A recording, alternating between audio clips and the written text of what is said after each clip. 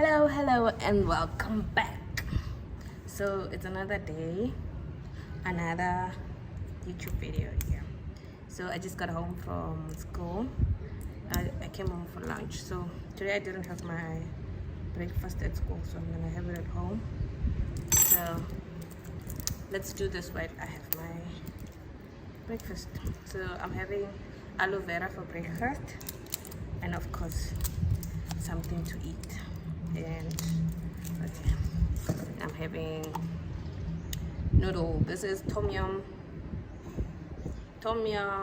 shrimp tom yum flavors, tom yum flavored noodles. Yes, I got it. So I just put the boiling water in, just waiting for it to cook. So today I'm gonna be talking to you guys about living abroad. So because I get a lot of questions on people asking me, how does it feel to live abroad? What are the challenges? What is nice and whatnot? So, much needed. So, I first became a foreigner back in 2019. Yes, 2019, when I moved to the US to be an au pair. And that was pretty much the easiest process I've ever done. And because you just have like an agent, you send them everything and the money, and they do everything for you. So I didn't have to stress about accommodation, food, apartments and whatnot. Just pack your bags and go meet your host family. So in my year of living in, what did I just say? During my stay in the US, I think it was good, but obviously you're gonna get homesick. And at that point when I went there was a very bad time, because I went through the times where COVID started and there was limited going out. What am I saying? I feel like my English today is depleted, but yeah. We're limited to go out, you were limited to do stuff, although we were not on lockdown the same as other countries, but I mean, you just had to be cautious, so you couldn't go certain places and whatnot. But still, I could meet my friends. So first month, I think it was crazy because we arrived in New York. New York was snowing. It was very cold. Like, it was my first time experiencing snow, and it was hella cold. I don't like winter in South Africa. Now imagine dealing with snow. So now dealing with snow was the worst thing. So we spent the first week or first 2 weeks, I don't remember, because you have to go through the training. And I met a lot of people, I met friends, and some of the friends I'm still friends with them. Some of the people I'm still friends with them even now. Some we're not. Yeah, but that's not important. So now when I moved to my host family, my host family stayed in New Jersey, which is colder than New York. I don't know if it's normal but at that time that I went there, it was way colder than New York, and still I was struggling to fit in with the snow, getting dressed, overdressed. I don't even like clothes now. Imagine being overdressed. Cool.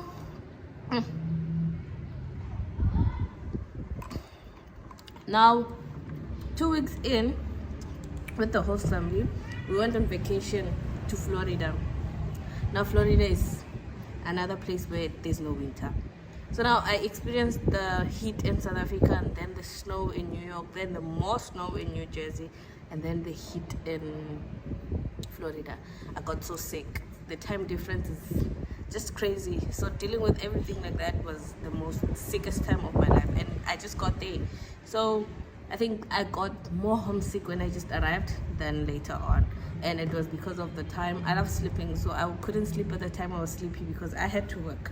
So that was my first challenge. The second challenge was adapting to the language. I know we speak the same language, but it's very tricky. And I got reminded of this when I saw Taylor and Tuso Mbedu, yeah, trending, because apparently one fakes and one doesn't. And it's so irritating to say something and you have to repeat it 10 times.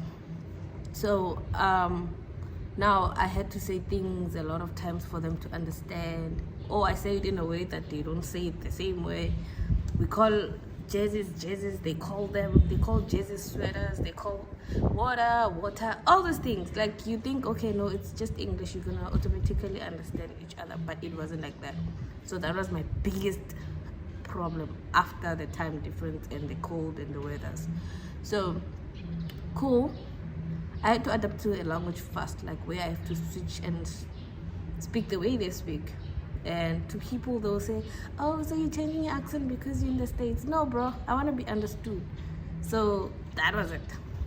And then now, when we first started working, I had to take care of 4 boys, but the 3 boys had to go to school, and I was only home full time with the youngest one, who was 2 years old. And it was the easiest. But when COVID now struck, I had all 4 kids at home, and the mom still had to work. And it was so crazy. 4 boys, you can imagine the kind of energy in the house. You have to homeschool, you have to do everything. It was crazy. So I was struggling to adjust with that. But later on, when I met a friend, her name is Sheila. We're still friends even today. She's South African. We're from the same province, we speak the same language. From the day that we met, I felt like, now things have changed now, because I get a break from speaking English all the time. I speak to someone that understands. We are the same age. I mean, what else do I want? And from there, my life became better. We went movies almost 2 times or 3 times in a week. We did things that were fun, and it wasn't like the same thing as me staying in the house. Anyways, my noodles are ready, so excuse me. My favorite noodles of all time. Then, cool. Have I ever experienced any xenophobia? Did they say it like that?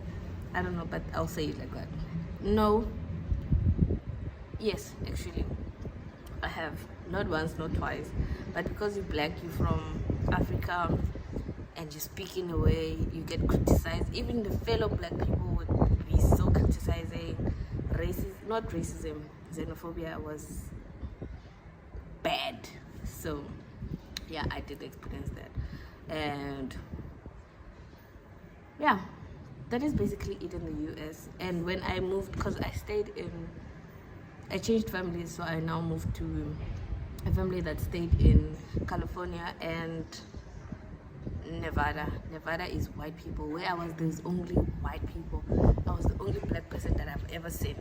So it was also hectic, where people look at you, and then when they greet you and you greet back, like, oh, you're from Africa but you speak English? Don't bore me. But yeah, that was it. But it was fun. The experience was good. I got into depression because I got locked up, not in jail, obviously. I got locked up in the house because you can't go out. The second family had a 3 months old baby, so I couldn't go out more often like the same way I would with the other family, because I was risking the baby's life. So I was inside the house 24/7. That's when I became an Instagram crazy addicted freak. But yeah, story of another day. So yeah, so cool. After the States, I moved back home and I had my son. And then after I had my son, I had to decide, okay, now we have to move to another country. Initially, I was moving to Georgia to be, okay, never mind. I was in Georgia. I wanted to move to Georgia. But when I spoke to my friend Trudine, who I also met in the States, she told me, okay, no, come to the Cambodia, this job, blah, blah, blah, blah. You just need to get this and this and you're done. So cool. I packed my bags, took my son, risked it all, and we came. Now, this is another different country. You can never compare the States with Cambodia, Cambodia with South Africa, or South Africa with the States. 3 different countries. So here, the moment they see you, you're a foreigner. Bro, you have money. You are overcharged for everything. If something is $2, you pay $10. That's why I'll never buy anything without negotiating. I'm not crazy. I will negotiate. You will take it down. And biggest shout out to whoever taught me how to negotiate. But yeah. Now, the next thing is adapting to the food. food is different, way too different.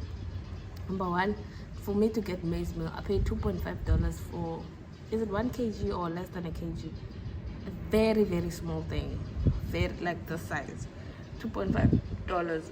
I don't even want to convert it, but if you need to know, you do it yourself. The food is different. We're eating different foods, like I mentioned in my other video with Trudine, and also the way they do things, man.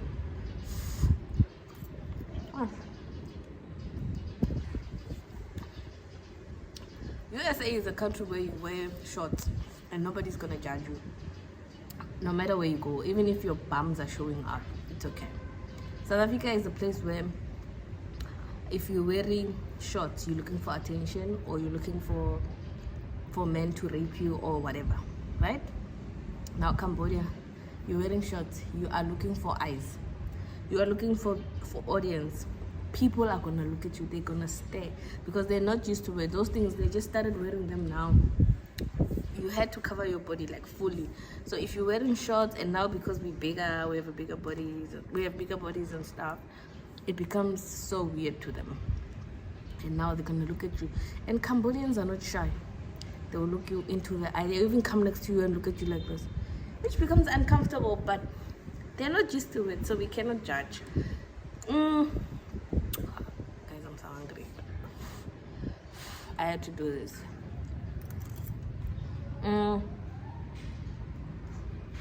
Another weird thing, finding sizes in the States. Obviously you get every size because there's every size in the States. They will never tell us otherwise, right? Here Asians are naturally small, so to get bigger sizes, Kinga, Botloko, Swatika, like it's very hard. You have to go to certain places, and sometimes you just have to settle for whatever that you get because you don't have more options. So yeah, cool. And then what else? But surviving, I think it depends on your mindset and the kind of person that you are. As for me, I think I can survive anywhere. You can put me anywhere, within how, within who, and really why, I will survive, because I grew up like that. We're moving left and right with my mom and my dad. Today you wake up, you are staying here. Tomorrow you wake up, you're changing schools, and that was my life. So it's not as bad as people can explain it. Although, like now that a lot of TikTok videos are trending about the experience they're having, what I can say is, do listen to those, but it's rare to find people giving good reviews about a place or about a job. People will never, okay, not never, people will rarely come on the social media and say, okay, I'm having the best job and this job is what. It's always the complaints that are a lot. And guess what? When you go and say a review about Cambodia, 10 videos are going to come up and say, hey, Cambodia, they're abusive. Hey, Cambodia, there's racism. Cambodia, there's no jobs. Hey, Cambodia, there's low pay. Blah, blah, blah, blah. But when you say good stuff about Cambodia, maybe there's only one video that's going to come up. And guess what? You're going to change your mind because you only saw one video. I always say, if you have a good feeling about something, give it a try. That's what I did. And I'm still going to do.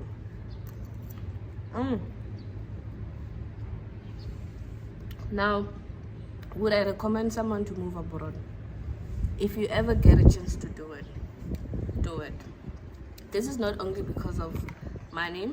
Obviously, South Africa, there's no jobs. South Africa, there are no jobs. Or if you get jobs, they pay very low. Number two, explore. We're experiencing a lot of xenophobia in South Africa because people don't know what's going on out there. They don't know how it is to survive outside. I'm not supporting any drugs, human trafficking or whatnot. I'm just against xenophobia that is generalizing, if that makes sense. Like, hey, South Africans are like this. Like here, even in Cambodia, South Africans are bad. If you go and apply for a job and then you say you're South African, they'll say, South Africans, we don't hire those people. And it feels so bad because you know them. And then you go to South Africa and Nigerians are like this. So, you see, that's the crazy part. But if you have a good feeling about a place, after doing your research and whatnot, don't only focus on the bad stuff, focus on the good. If there's nothing out there, then go give it a try. Sometimes it's good to try and fail. I've been here for 5 months and I don't see anything wrong. The only thing is I get bored fast, so I'm doing this thing every day, the same thing all the time, grammar, vocab, listening, and I am tired. So that is my only problem. But staying here, I don't see anything wrong. I like the people. I haven't faced anything challenging. The only problem I have with them is the prices. Hi. Yo.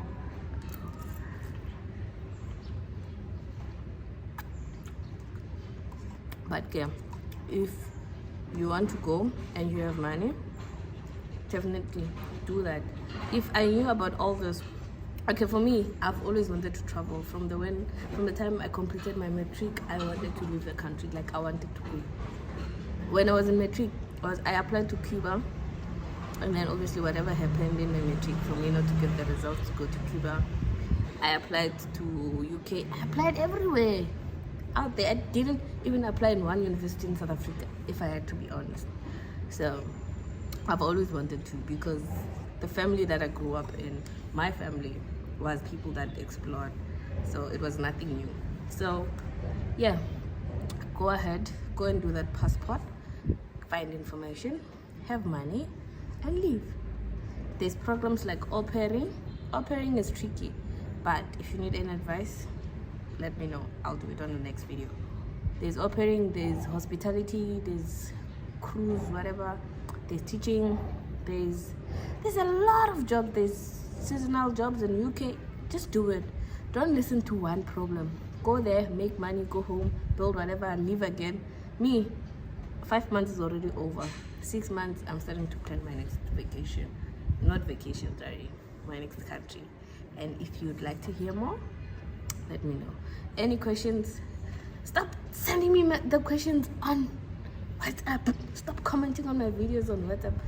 Comment here, down there, on YouTube, so that girl can grow. Please. So if you have any questions or any topics that you'd like me to do, yeah. As for me and my YouTube, we don't have intro videos, we don't have ring lights, we don't have English, we don't have order. You just wake up, press play, put the phone. If I show you where my phone is right now, you'd understand.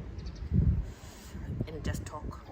And from me and my noodles and you. No, this is the other one. From me, noodles, to you. From me and my noodles to you. Goodbye.